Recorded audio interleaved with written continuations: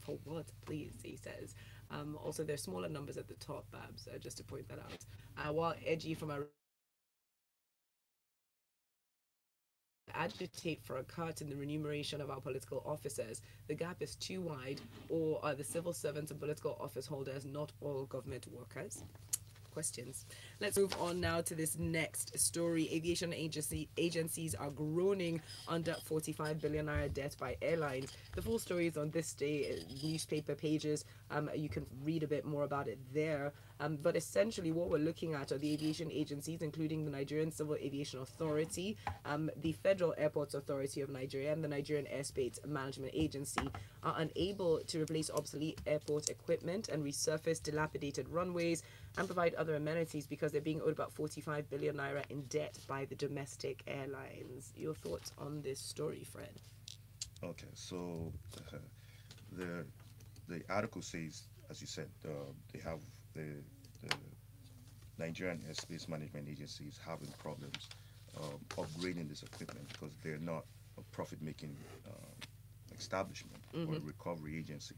So they need these payments to be able to do these things. I guess the airlines are also complaining and the customers that they're not up to standards with some certain equipment, and they're saying until they get paid um, for certain things that ranges from charges from traffic control services, to en route charges, and then landing charges and all of that. And then in some cases, what they're claiming again, they're owed the discrepancies because the airlines are saying they're they're going back and forth on actually what the amount is. But they're saying that there's taking the stand. That's the Nigerian agencies taking a stand that from next year they would want the payments to be made so they can be able to operate, efficiently. Now, here's a question I have for you because we tend to come across in our papers a lot at the moment this situation of debt. Debt seems to be completely acceptable in Nigeria. We're looking at AMCOM recently listing 150 debtors. The top debtors, of course, are being repeat offenders. Or seeing cases where businesses are taking out funds or are owing money without any real drive or desire to pay back. I mean, what are your thoughts about this, looking at the business space that we're operating in Nigeria, and whether this attitude will change anytime soon? So there needs to be some level of action, to discourage people feeling like, because in the cases you've said, they're feeling like they don't need to pay back or it's not top priority, you know. That it's business as usual, just get the money up front and do whatever you want. That since you have the cash with you, cash is king. You can buy your way towards the time of whoever wants to do anything to you. On the other hand, you have to understand that businesses have to do a lot. Like you're almost like your own government. You have to provide a lot of things for yourself up front, and work the customers to learn how to consume your product before you start making margins. So there has to be a balance, but there has to be a big discouragement from people feeling I could go to a bank or go anywhere. So business owning is different from I go to a bank, take a loan, and forget about it. Like this is now my money. Okay, thank you very much. Cheta, I'm going to come to you next. Some people think you're called Chester, but we'll just sidestep over that. Let's talk about documents that are allegedly showing that Buhari's government illegally diverted 378 billion naira of the NLNG dividend, and this used to pay subsidy, which we had allegedly stopped paying. Now, at the time this initially came up, the NNPC had said, well, it had 1.05, billion-dollar fund that it was using to stabilize petrol supply and distribution in the countries. They called it a revolving fund of some such. They'd initially even said that the funding was from an international agency, but the Premium Times has now confirmed that the President Buhari's led government unilaterally and without required consultation with the states and the National Assembly did tamper with the NLNG funds, and that it was also done without the mandatory appropriation by the National Assembly. Your thoughts on this story? Well, like I've said before, when Buhari leaves office, whether it is next year, whether it's in 2023, the kind of tales of corruption that will be regaled with is not going to be here. Just a taste. In the last 1 year, we have heard, well, this one, Buhari illegally diverted 1.05 billion dollar LNG for dividend funds. In the last 1 year, we have heard Buhari diverted 28 billion naira ecological fund. In the last 1 year, we've heard Buhari illegally spent $3.5 billion on fuel subsidy. Now, so all of these funds are meant to have been used to subsidize. No, I just need to point that out. What we're saying is all of these funds were at least there are statutory approvals that are meant to have happened that did not happen. There you go. So he just bypassed everybody, almost the way Trump is executive ordering his way through the administration. Again, my personal favorite. Buhari illegally withdrew $1 billion from excess crude accounts. And that was for? I don't even remember. Okay. But the reason I say this, it is important to understand what it's being used for. It doesn't matter. It is. No. Folu, let me land. Some people will please continue. Please continue. Let me land. Continue. Okay. It doesn't matter what it's being used for if it's done without the necessary statutory approvals. If you do something without the necessary oversight, that's corruption. Okay. Now, at the very least, even if he is not personally responsible, President Muhammadu Buhari is guilty of gross negligence, which has enabled people around him to go buck wild. But that is all drama. Away from the drama and to the meat of this particular story. Exactly. Dividends from LNG, the LNG fund, are meant to be paid into the Consolidated Revenue Fund of the Federation. And then shared between the states, federal, and local governments. Not for one arm of the government, in this case federal, to spend it unilaterally. Premium Times provided documents some of the documents that Premium Times provided contain the signature of Makati Baru and Mele Kyari, who is the GM crude oil marketing. As in, so unless Premium Times is guilty of forging signatures, this is a smoking gun here. So despite what this shows is that despite NNPC's denial, these documents actually prove that the money moved from LNG's accounts to NNPC's accounts, and then from there into thin air. That's into thin air or into the subsidy.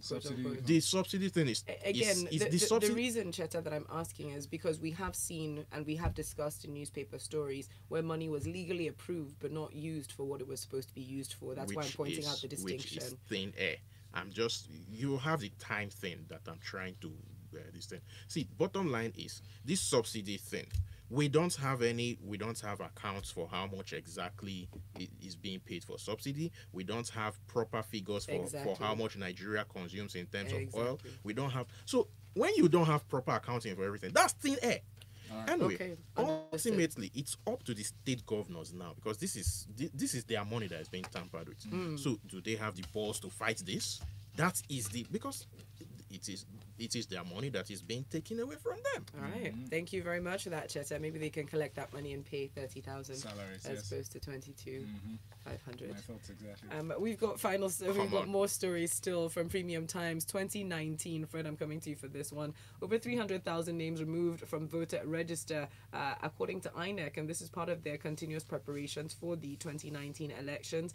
They're saying that the names were removed. That's Mr. Yakubu, the INEC chairman, said the names were removed from the register after the automated fingerprint identification system was carried out on the biometric data of registered voters. He does go on to say that these names will be displayed between November 6th and 12th. They'll display a register of voters nationwide for claims and objections. Your thoughts, Fred?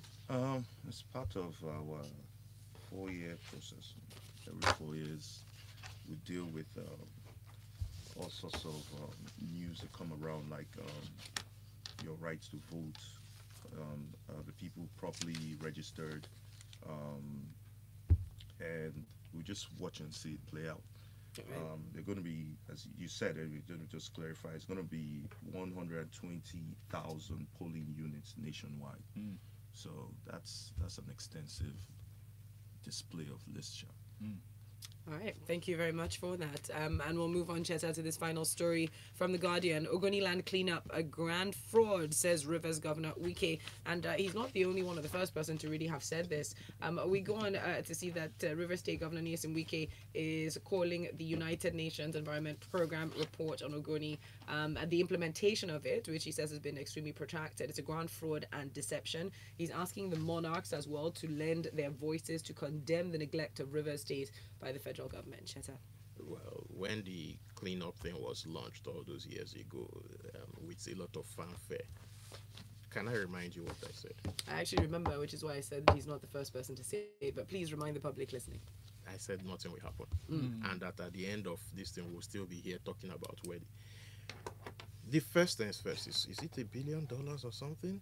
Somebody has to cough up counterpart funding for it.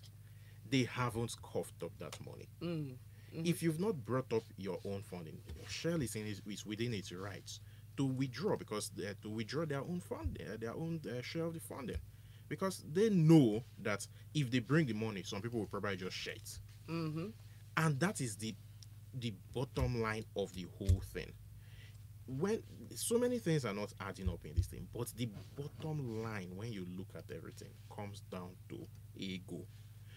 The federal government has not brought up its own share of the money for this cleanup. So it doesn't matter how many fanfares we do, and we did how many fanfares. Why is he doing? Continue with the fanfare. How many we did the fanfare like 4 or 5 times. I don't know. The high rep this, high rep that. Yeah. We've done it, but we haven't brought the kudi to put on the table so that this thing can start. So in this respect, Wiki is right. It is fraud. We are, and Thank you. We understand the frustration, but thank you very much, Cheta, for that. We'll Larry. round up with a few messages. Larry Adisa Yakub from Maltu sent in this one. It says, good morning to everyone in the studio. We should all begin this campaign. Put our politicians on minimum wage. Hashtag. A state that is owing months of salaries cannot tell me how easy it will be to pay 30,000 naira. Apart from the federal government, most of the states will not, and this is a fraud.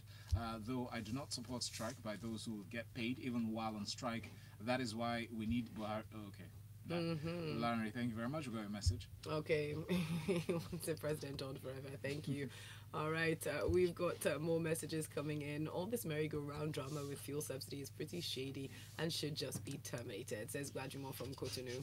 Government is giving themselves double headache by not letting upstream marketers do the correct thing. Oil blocks from now on should be awarded with the condition of building refineries. It is sad that we export crude and then import petrol, he says. Indeed. ZZ Classic goes on to say, I will pretend I didn't hear this news. Today's already strike day for me because I'm sleeping.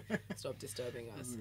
But there's more coming in still. Benga Kamu says, we know salary is just one component of the things that will improve the standard of living of Nigerians. Apart from increments, what other things will the government do to improve our lives? No health benefits, no housing, you name it. Our political officers, office holders earn far too much.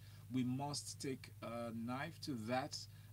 How can someone sit 3 times a week and collect 30 million in this economy? Imo state of controversy, confusion, and Iberiberism. I hope APC Iberiberism is put out of power. Interesting, Benga, indeed. Thank you very much for that, Benga. And on that note, those are all the messages we can take this morning. We truly appreciate you and to everyone who's watching up on our live stream as well. Thank you very much. As Freshly Pressed comes to an end, do note that because today is a Tuesday, we will be talking entertainment inside the grapevine at 8:15. We'll have our awesome analysts in the studio, so get ready to join us. No, we are not. We're not unionized. Thank you very much. I know. Good morning, Lagos.